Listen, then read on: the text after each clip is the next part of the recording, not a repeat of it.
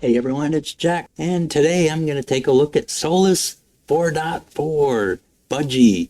4.4 was released just recently, and a special shout out to Johan B. So Johan, thank you very much for the suggestion.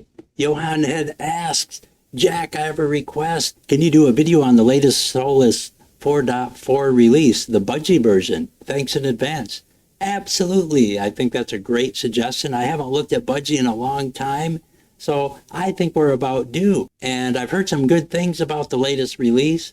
And so 4.4 really does have me curious to see how this is coming along. So let's take a look at it. So as you can see, I'm out at the website here, and here we're showing that it was released on July 2nd, July 6th. And so if we come down here, we can see that the default applications installed are Firefox, LibreOffice, and Thunderbird for the mail client. And also it's got the latest 6.3 kernel available. And of course it's available in several different flavors. Along with Budgie, you have the XFCE, KDE, Mate, and GNOME. Also supports for the NVIDIA CPU as well. And there's a little screenshot of the Budgie. That's the one we want to take a look at. And we got some bug fixes here, quality of life improvements and so forth.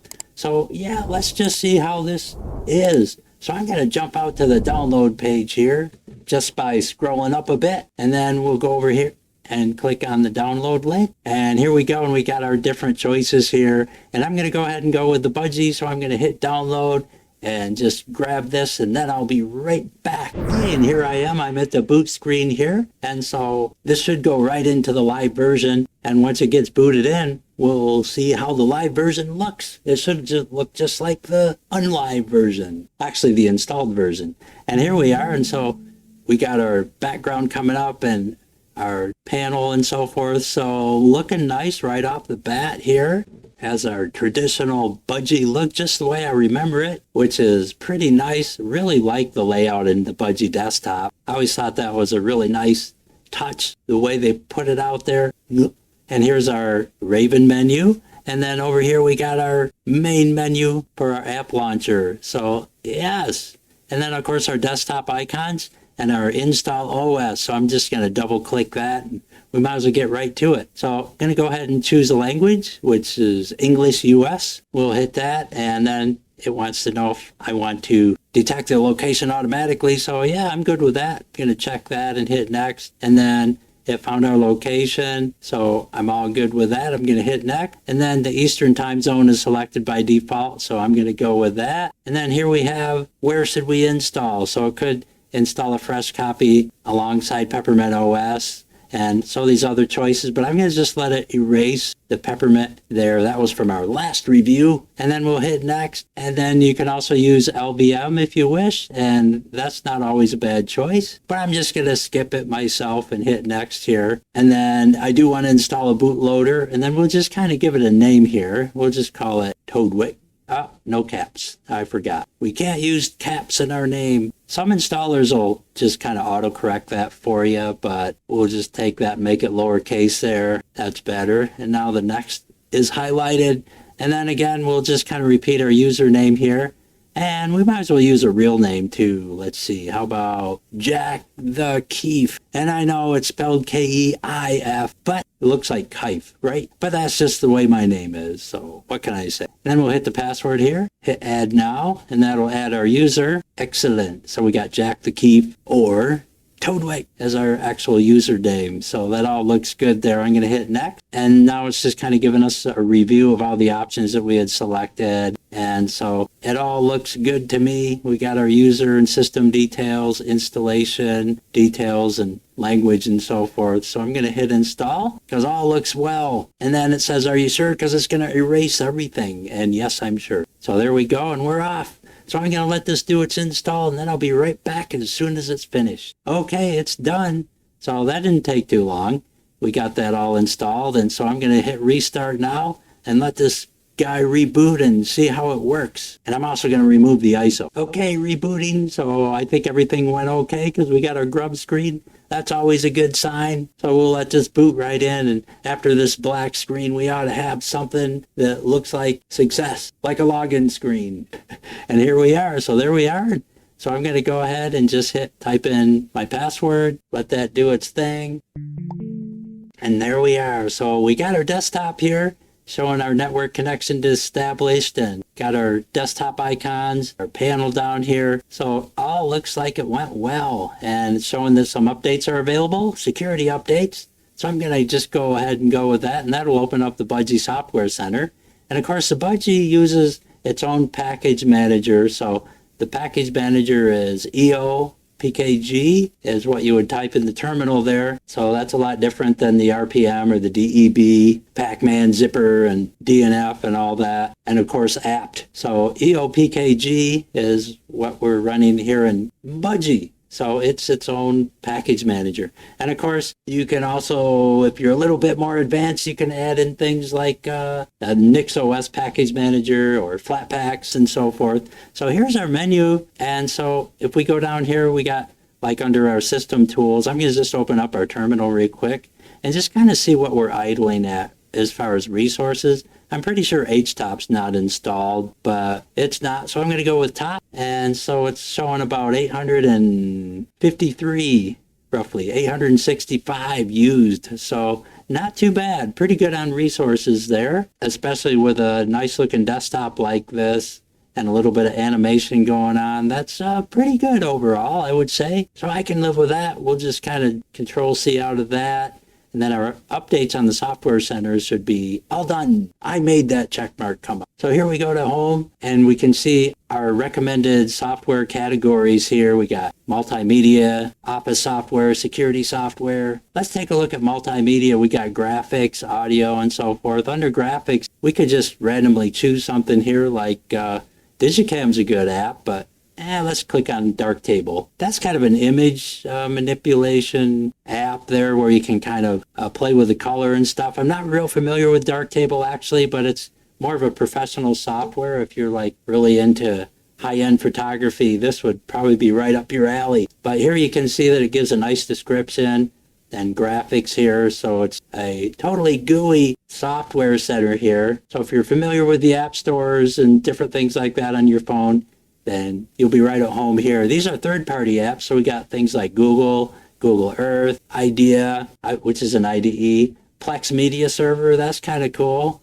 Then we got Skype, TeamViewer, Spotify. So this is kind of where the proprietary apps kind of reside here. And then, of course, we got our settings here. And typically I would kind of leave all these just the way they are. Automatically check for updates and enable checking for updates. And we can also use our search to just search for specific software, like, for example, Blender. If I wanted to kind of take a look at that, I can hit the result here. And we got Blender 3.41. And it even gave us a similar software here, OpenCAD, which is kind of cool. And so here it's showing Blender, the latest version being 3.41 here on Budgie. And I don't see any graphics for this, so for some reason there's no graphic available for that. But that's okay. And then we have OpenCAD, which does have a graphic.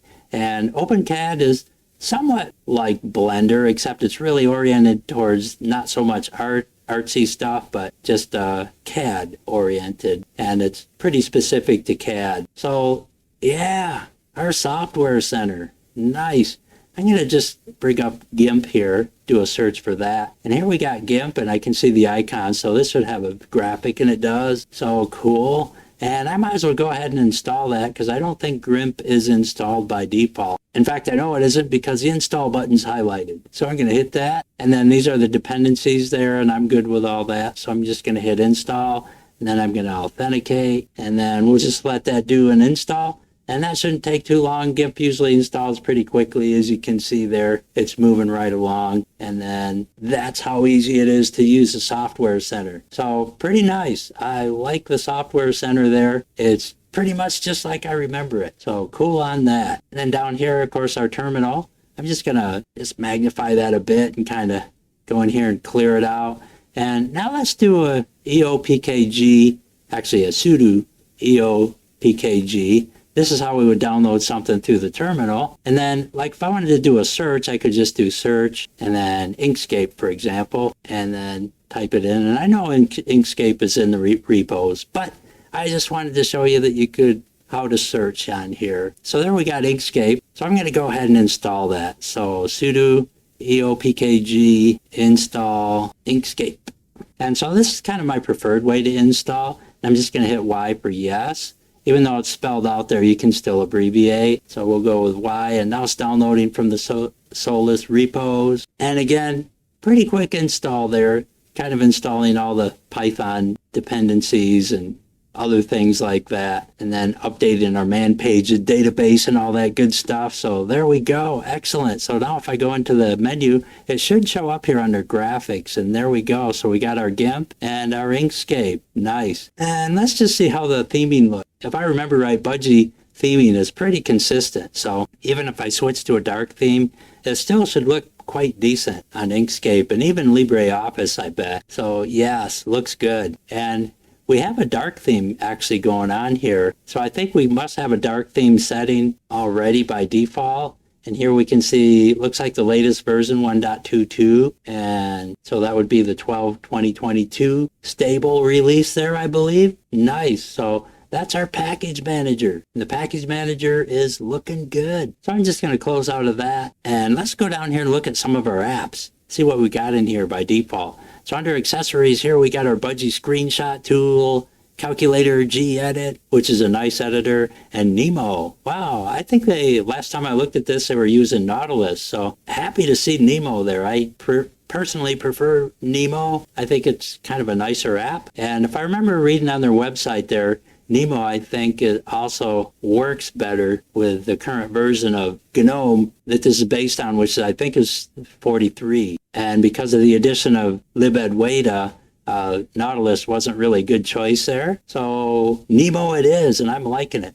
And here's our management preferences. And let me just back up here real quick, because I forgot to show you how I got into that menu.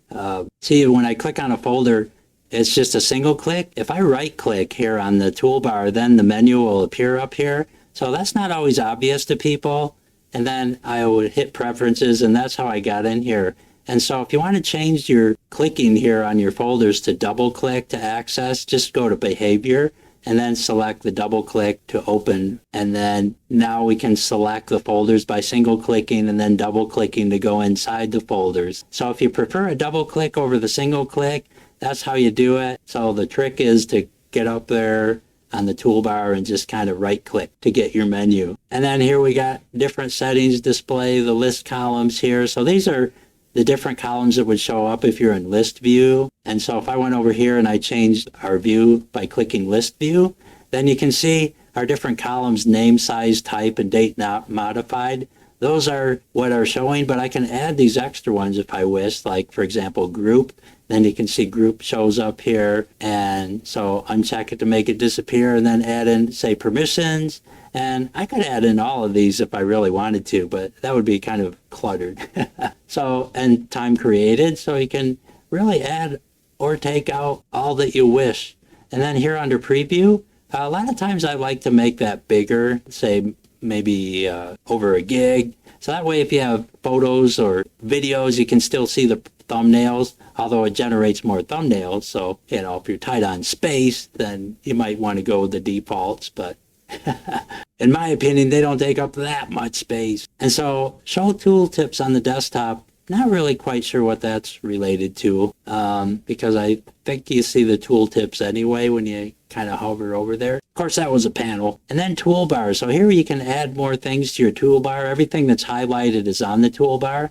I just selected home and that appeared up there. We could add in an open in terminal shortcut and that shows up there. Show thumbnails. So there's another button we can add. And of course, new folder. So if you want quick access to a new folder button, you got that as well. Nice. And then here we have plugins. So these are different plugins that are installed. So it looks like it's got all of them installed that's there for actions. Cool. And right here, this is for our context menu. So for our right click. So if I check move to and right click, then if you go down here, actually I think I have to right click over a file. So let me just kind of go somewhere and just find a file to right click on, because there's really no files on here. in the home folder. So let me just kind of click on file system. This isn't really the best example. I probably should have just opened up a hidden folder. But if I right click on this file here, you can see the move to option available, even though it's grayed out because it's a root file. But if it wasn't a root file, then you would see that highlighted. Now it's not there because I unchecked it. So those are the extra menu items that you can add to your right-click menu right here in the context menu. So that's what that is for. And so that gives you some extra goodies that you can have quick access to through a right-click. Right-clicking on your desktop, you can see System Settings and the Budgie Desktop Settings, which is also located here under System Tools. We can go up here and go to Budgie Control Center or Budgie Desktop Settings, or click either of these two icons, which shows System Settings and Budgie Desktop. So a lot of ways to get to that. I'm just going to right-click on the desktop here and just kind of bring it up. And as you can see, it was flushed right up against the file manager because by default it tiles, at least in a desktop sense anyway. And so here we got our widgets, and we can change the theme here for our widget. So we can make that like dark, and then it'll actually be dark in our file manager. So it was already dark in the other places because I think the dark theme was checked by default, the button down below. And so here we can also change our icons to Papyrus Dark. And I think the system probably did that also by default anyway because of the dark theme button being toggled. But you can also use the built-in theme. And then here on the desktop, we can show our desktop icons, which they are showing by default. But if you don't like the icons, you can turn them off just like that. Or you can just toggle one at a time, different types like active mount. So that would turn off our blank CD DVD drive there. And then our home directory, we could toggle on and off. And the same for the trash. We could make the trash go away or keep it. And any other combination. Our click policy, again, is set to single. So I just single click one of those icons and it opens. If you want that double, this is the place to do it. And then you would double click to open up the trash. So again, another option for your single and double click, this time for the desktop. And then our icon sizes. So we can make it small or large or massive. Wow, huge. Of course, I like normal, so I think normal, they got it just right. And then here's our number of virtual desktops. And so if I hit like my Control Alt right arrow, then it'll switch me over to the next desktop. And every time I do that, it'll take me over to 3 and then 4. And then Control Alt left arrow a couple times gets me back. And then here's our Raven menu. And so if you want to see that right after the fonts here, here's our font sizes, but then we got our Raven menu, and these are the different widgets that are in the Raven menu by default. We got the calendar, sound output and input, and media controls, and they're all right here. They all correspond to the settings over there on the left. So there's our mic, and then our player shortcut, and that would launch the player. And then devices, we can kind of see our sound volume control there, and notifications, which there aren't any. And then if we go into the settings here, we can set our Raven position. So by default, it's automatic, but if you want it over on the left side, we can do that. Now when I click it, it opens up over here on the left. And then automatic, it's kind of opening it on the right now because I think of where my panel is oriented right now. But you can also hard code that to the right. And then we can add a widget. So let's see. Looks like all the widgets are already activated except for the usage monitor. So I could add that as well just by selecting that and then clicking the add button. Then if I go down here to the Raven menu, you can see the usage monitor right here, and it's kind of showing everything, your CPU usage, RAM, and swap. So that's how you can get quick access to that and put it in your Raven menu. That's kind of nice. And then of course, if you want to get rid of it, just trash it, and then it'll take it out of the menu. And so now it's not there anymore. So that's how you can add that anytime you wish. And then these are our window settings. So we have our button layout here. We can move that to the left if you like a Mac. Look, now our buttons are on the left-hand side of the window. Personally, I like the right-hand standard, so I'm just going to leave it there. And then you can disable night light when your windows are, if you have a night light enabled. And so that's kind of cool when you maximize a window. And automatic tiling is on by default. So it's not real tiling like you would see in a tiling window manager, but by tiling, they pretty much mean that a window will open up next to each other, kind of flush up against each other. But when you got a couple that are already separated, they're just going to be floating and pretty much open around the center. So if I click one of these guys, they'll just kind of open in the center, like this app here. I think that's my music player. But if I just close everything, and like even my software center, just kind of floated. But if I start from scratch and just go up here and open up my file manager here, and then open up the software center, oh, it didn't. Okay, make a liar out of me. See, like I said, not really actual real tiling, but kind of pseudo tiling. And then here's our terminal. So our terminal did it. So it kind of snapped up against the edge of the file manager.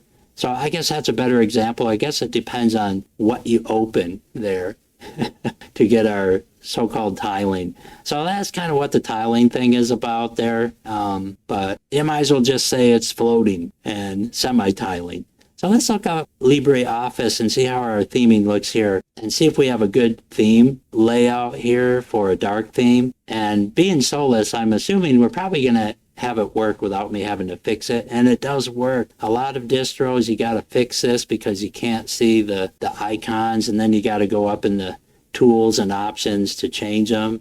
And if you do want to change it, like if you want a different theme anyway, you can go to Tools, and then just jump out down here to Options, and then View. And here under Icon Theme, you can see that we're using Zeeper by default, or whatever that says. And then we can choose something like Breeze Dark, because we got a dark theme. Hit Apply, and then we got a Breeze theme here. And that's, for me, is more aesthetically pleasing. I kind of like the Breeze icon, so I'm going to go with that. I like Breeze. So that's our LibreOffice. And LibreOffice is standard installed here. Good choice. And then under System Tools, here we have our Budgie Control Center, Desktop Settings, Gparted for partitioning disks, System Monitor. Might as well take a look at that. Here's where we can kind of monitor our open processes. So if you got something kind of rogue, you could close it from there if you wish. Then we got our resources, CPU usage, memory and swap, network. So here we can kind of get a running look at what's going on. And then of course our devices here, which is a 64 gig virtual hard drive. And then we got our universal access for keyboard settings, and then utilities, advanced network, disk usage analyzer. So all the essentials if you need utilities. And then we got our password and keys and document viewer for PDF documents. So it looks like it's got just the right amount of apps there. Not too much, not too little. Here's our Budgie desktop settings. And the desktop settings, I want to have this open because I'm going to go over some of the items in the panel here. And so I'm going to have this open for a reason because of the clock. But here we got our desktop settings. Here's our Windows settings where we were before. But I want to focus on the bottom panel right now, which I didn't before, and I'm going to just kind of scooch over at the same time. And so here on our bottom panel, we have like our network connections here, and then our Raven menu, our notification that is in the Raven menu, and then our sound settings. And by clicking on that, that'll take you right into our desktop settings under the sound category. And so that's kind of a shortcut to get to here.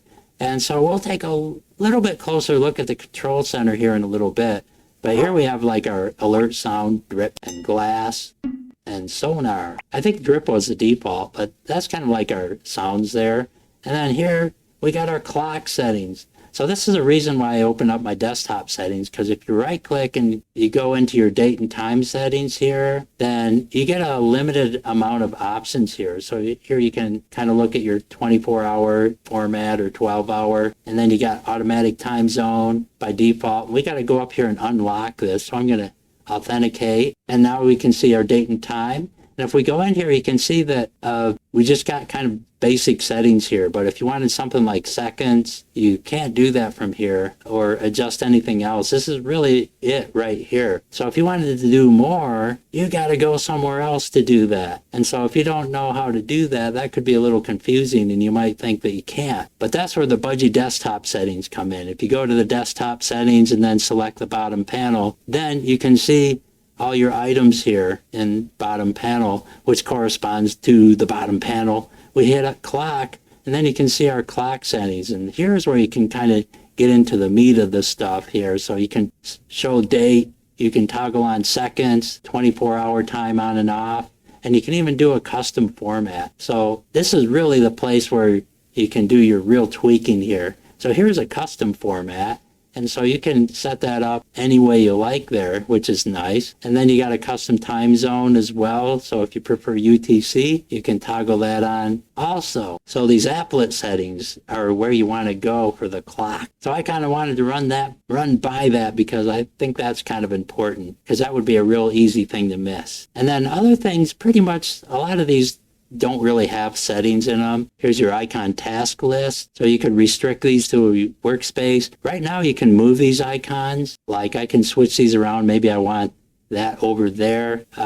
You can lock the icons and then you can't move them. So if you don't like the icons moving around, you can lock it. Personally, I like being able to move my icons around. So I'd keep that unchecked. We can only show favorites if you wish, and then that'll get rid of some of your open icons, open windows. We can show all windows on a click. And I'm not really quite sure what that's referring to there, because when I select that, I don't really see anything change. And so, yeah, I guess I'm missing something on that one.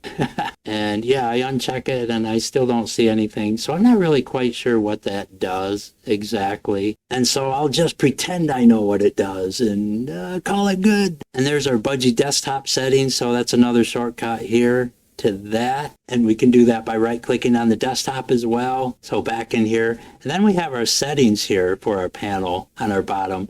And so our bottom panel settings, we got all kinds of good stuff. And then of course our applets, we can add our applets there as well. But back on our, so I'm going to just turn off that show all windows on there since it's not doing anything. But anyways, on our Budgie menu, this is good too. So here we can show our menu labels. So right now by default it's called menu, but I could call it start, for example. And now you can see down here that it's showing start or anything I want, like Jack's menu. But I guess we'll just leave it for menu right now.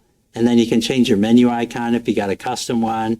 Here we got compact mode, so that makes our menu a little more compact, but I kind of like the traditional look there. And then show headers. So if you click that, then you can kind of see the headers like graphics, internet, the categories there. And then roll over mouse. And that's one of my favorite settings. So I'm going to leave that one on because I prefer the rollover settings there. And then show our settings items there as well. So if I go up to system tools, then now we can see a whole lot more items. We can see all the different items from the settings in there. And so you can see all these other things, network and so forth, sound, users, tablet, Wi-Fi. So they're all showing up because of that toggle. Now that I untoggle it, we go back there and now the system tools looks a much lighter now. So that's kind of what that's all about. And then back over here to settings. So here we can change our position of our panel if we wish. By default, it's on the bottom, of course, but we could put that up on top. Now we got our panel up here. So like that, if you like a top position, or we can have it over here on our left-hand side if you kind of like the Unity kind of feel or the GNOME.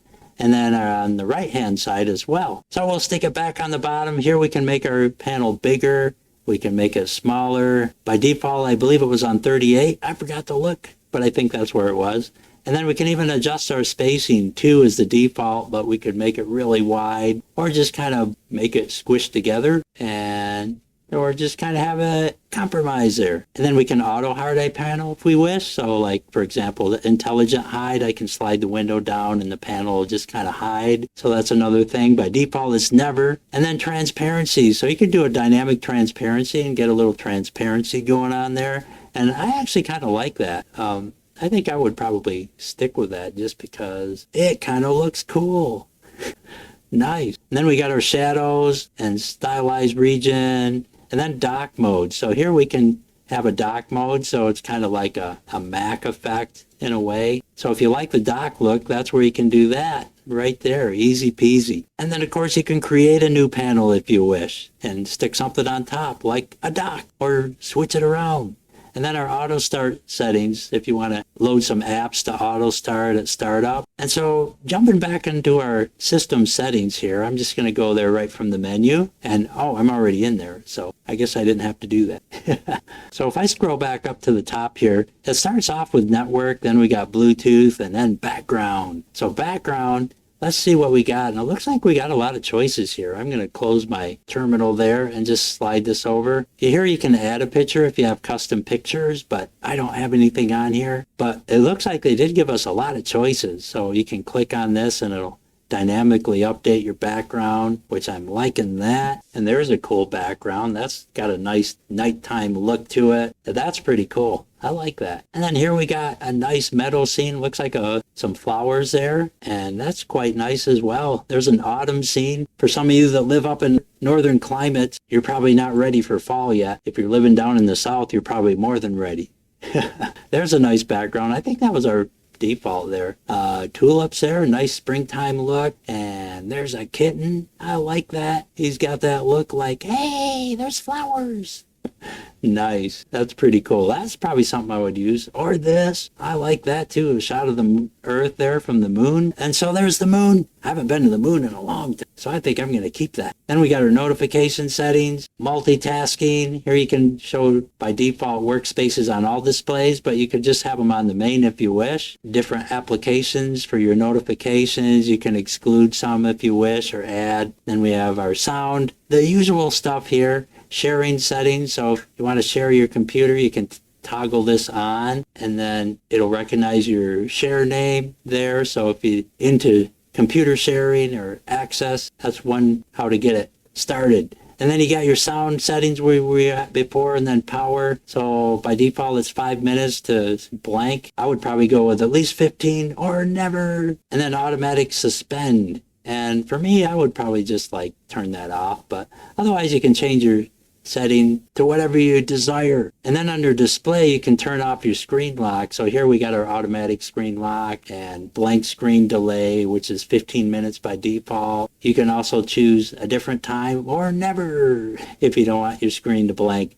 Typically, I like to turn off the automatic screen lock, though. For me, that's just annoying. But for some situations, that's a good thing to have on, especially if you're in a place where other people are around, maybe like a workplace. And then our different screen resolutions. And of course, orientation, if you ever have a need to change your orientation. And then we got our night light. And so night light's kind of cool. That comes on automatically after the sunset, and that'll kind of change the color temperature of your monitor and kind of make look a little easier on the eyes if you kind of like it dimmer at night. And here we got our keyboard settings, and I kind of like the defaults here. It looks like English is our default, of course.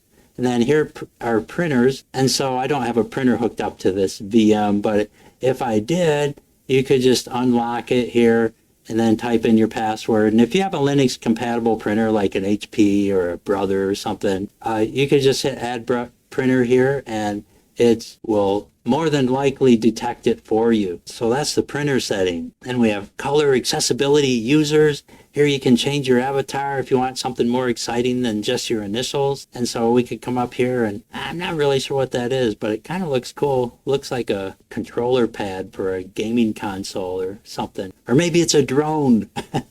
I can't tell, it's too small, but I like the colors in it anyway. So I think I'm going to go with that. Nice. And of course, if you want to change to automatic login, which I would not recommend unless it's a public computer. You can do that here, but you got to go up and unlock it first, and then you need to authenticate, and then you can change those settings. That way nobody's going to come along and inadvertently do it if they don't know your password. And then here we got our default applications. So we got Celluloid as our default video player, but if we had VLC installed, I could change it right there. Then, of course, our time settings, which we were already in. And then about. So this kind of gives us our information on our system here. So we're running Budgie 10.7.2, Solus 4.4, Harmony, 64-bit OS, and our working system is X11 for our. And then kernel 6.38. So quite up to date. I am liking this. Budgie is looking really good, and it has a really nice feel to it, too. Very snappy. Windows open up, very responsive. I like that. And I like the fact that Nemo's on here. Very nice. And back here in accessories, we have our Budgie screenshot. So that's nice. We can go in and screenshot a section, a window, or the whole screen. So if we wanted to do a section, all I got to do is select that.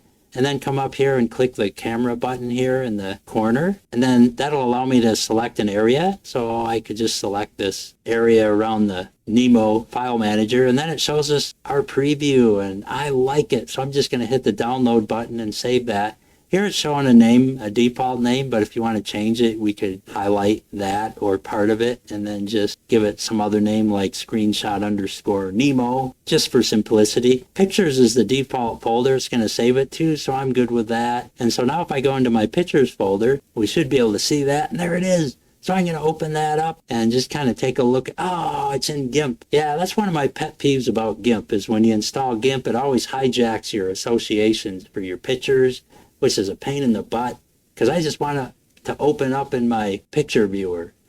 So I'm just going to close that, right click, and then go to properties and then open with. And so I'm going to go down and select my image viewer, set as default, close it, and now it should do it. So yeah, that's a GIMP thing. That has nothing to do with Budgie, but now we got it so it'll open in our image viewer again. So there's our screenshot that we took of the file manager. So that's our screenshot utility. I like it. Very cool. Nice to have access to that. Something I use a lot. And then we got gedit and calculator. Gedit, of course, is our GUI editor. And then here we got different calculators available. Besides basic, we got advanced, and then we got financial here, which is cool. I like that. Programming, so you can do binary or hex, etc. Very nice. Then keyboard, which you got degrees and radians and all that. So that's kind of over my head.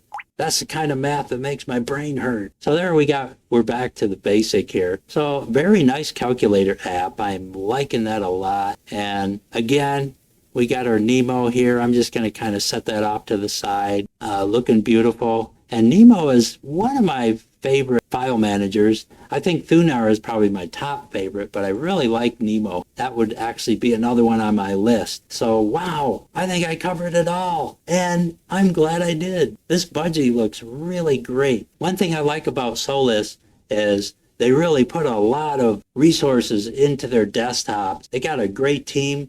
Highly professional, and it's just one of those distros that when a new version comes out, you just know it's going to be good. I don't think I've really ever tried out a version of Solus that really let me down or that I felt wasn't ready. Solus just, when they get it right, they just get it right, and it just works. Not to say that it's always going to be bug-free, because if you go into any distro, you're bound to find something. But Solus really is one of those just work kind of desktops that are really nice. And by default, Solus, they get the theming right, and it's snappy, good on resources. Absolutely something I would recommend to anybody, even a new computer user, because it is actually new computer friendly because of the traditional Windows style look that you can have with it somewhat.